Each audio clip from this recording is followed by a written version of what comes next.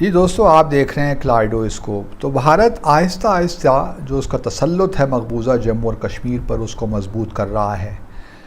5 अगस्त 2019 को, जैसा कि आप जानते हैं, कि भारत ने मकबूजा जम्मू और कश्मीर को 2 हिस्सों में तकसीम किया, 2 यूनियन टेरिटरीज़ बनाई, एक लद्दाख पे मुश्तमिल और दूसरी जम्मू और कश्मीर पे। और उसके साथ चूँकि उसका स्पेशल स्टेटस ख़त्म हो गया, तो अब उसका एक प्लान यही है कि मेथोडिकली इस मुस्लिम अक्सरियत इलाक़े को हिंदू अक्सरियत इलाक़े में तब्दील करे। उसके अलावा तकरीबन 4 मिलियन के करीब डोमिसाइल्स उन्होंने इशू किए इंडियंस को कि वो जाकर कश्मीर में सेटल हों, और वो एक प्रोसेस चल रहा है। अब शुनीद ये है, और भारत की जो है ऑफिशियल ने कंफर्म भी किया है कि इंतखाबात जो हैं जम्मू और कश्मीर में, लद्दाख में नहीं, जम्मू और कश्मीर में अगले साल होंगे। और उस कॉन्टेक्स्ट में हम जानते हैं कि पिछले कुछ महीनों से एक डिमार्केशन जो है कॉन्स्टिट्यूंसीज़ की, वो प्रोसेस भी चल रहा है, वो कंप्लीट हुआ। उसमें जम्मू की सीटें बढ़ा दी गई। उसके बाद फिर अब वोटर लिस्ट पे काम हो रहा है। अब वोटर्स की जो लिस्ट है बड़ी उसमें तशवीशनाक बात है, और वो ये कि जो पिछले इंतखाबात हुए थे उसमें उस लिस्ट के मुताबिक मकबूजा जम्मू और कश्मीर में जो वोटर्स की तादाद थी उस वक्त, वो 7.7 मिलियन थी, यानी कि 77 लाख। अब ये फ़ैसला हुआ है कि 25 लाख मज़ीद जो है इसमें वोटर्स की लिस्ट में लोग शामिल किए जाएंगे। और वो 25 लाख वो लोग हैं जिनको डोमिसाइल इशू हुए हैं, या जो आर्जी तौर पे पहले जम्मू और कश्मीर में रह रहे थे लेकिन उनको हक़ नहीं था कि वो वोट दे सकें। अब उनको भी वोट देने का एक हक़ दे दिया गया है। तो आप समझ सकते हैं कि यहाँ 77 लाख से एकदम 25 लाख का मज़ीद इजाफ़ा हो जाएगा, तो इलेक्शंस का रिज़ल्ट क्या निकलेगा। अब ये सारी मैनिपुलेशन है जो कि भारत कर रहा है, और वो ये करता रहेगा, क्योंकि कोई उस पर प्रेशर नहीं है ना। मकबूजा जम्मू और कश्मीर के अंदर है जो गुपकर अलाइंस है, वो तो वैसे ही सिर्फ शोर ही मचा रहा है। उसके पास भी कोई स्ट्रेटजी नहीं है। और फिर जो रेजिस्टेंस है वो भी एक लिहाज से, जहाँ तक मैं देख पा रहा हूँ, गो कि कश्मीरी जो हैं वो कभी भी भारत के तसल्लुत को कबूल नहीं कर सकते। लेकिन वो भी बेचारे क्या करें, अब अपनी जद्दोजहद तो जो कर सकते हैं वो कर ही रहे हैं, लेकिन पाकिस्तान की जानिब से भी हमें कोई स्ट्रेटजी ऐसी नज़र नहीं आती। गो के 5 अगस्त 2019 के बाद हमने कुछ बड़े अच्छे इक़दाम लिए, लेकिन हुआ ये कि फिर हम उन इक़दामात के ख़िलाफ़ ही काम करते रहे। वो बहुत कुछ हमने कहा कि हम ये करेंगे, लेकिन हुआ कुछ नहीं। और मैंने अपनी किताब हॉस्टिलिटी जो है, इसमें एक लास्ट पैराग्राफ जो मैंने लिखा वो ये है कि it is only by responding to the stimulus as correctly as possible and at the right time can diplomacy deliver. Once the time is lost in creating just optics, diplomacy also loses its momentum and goes haywire. That is what actually happened to Pakistan's Kashmir diplomacy. Simply put, the report card of the PTI government on Kashmir under Imran Khan is dismayingly poor. Their failures on Kashmir will haunt Imran Khan for years to come.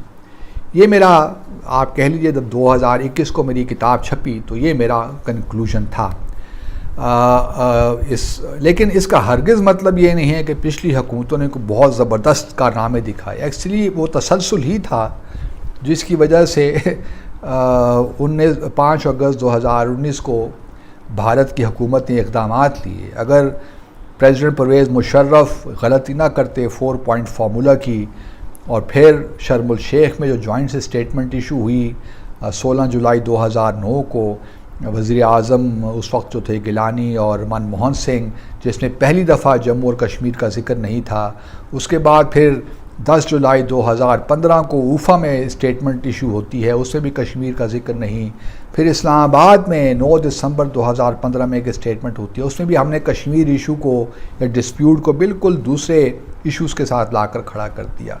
तो एक तसलसल था जिस पे हमने देखा कि पिछली हुकूमतों ने भी इस कश्मीर के मामलात के साथ खिलवाड़ किया, मैं तो यहाँ तक भी कहूँगा।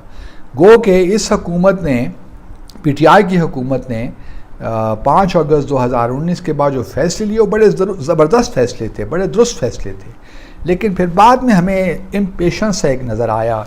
अब वो किस तरह हुआ, डिसीशन मेकिंग प्रोसेस में कौन लोग थे, लेकिन बहरहाल इमरान खान वज़ीर आज़म थे तो रिस्पॉन्सिबिलिटी तो उनको लेनी चाहिए। जिस तरह मिसाल के तौर पर हमने 25 फरवरी 2021 को पिछले साल सीज़ फायर एग्रीमेंट कर दिया LOC की। मुझे कोई बताए कि उसकी क्या उस वक्त, ये अगर 5 साल पहले ये सीज़ फायर एग्रीमेंट होता तो बिल्कुल दुरुस्त था, लेकिन जब आप सही फैसले गलत वक्त पे करते हैं तो उसकी फिर रिपरकशंस होती हैं। तो बड़ा इल टाइम्ड ये सीज़ फायर एग्रीमेंट था मेरे, जहाँ से मेरी असेसमेंट है। और भारत, और फिर हम भारत के साथ इंगेज भी रहे बैक चैनल पे।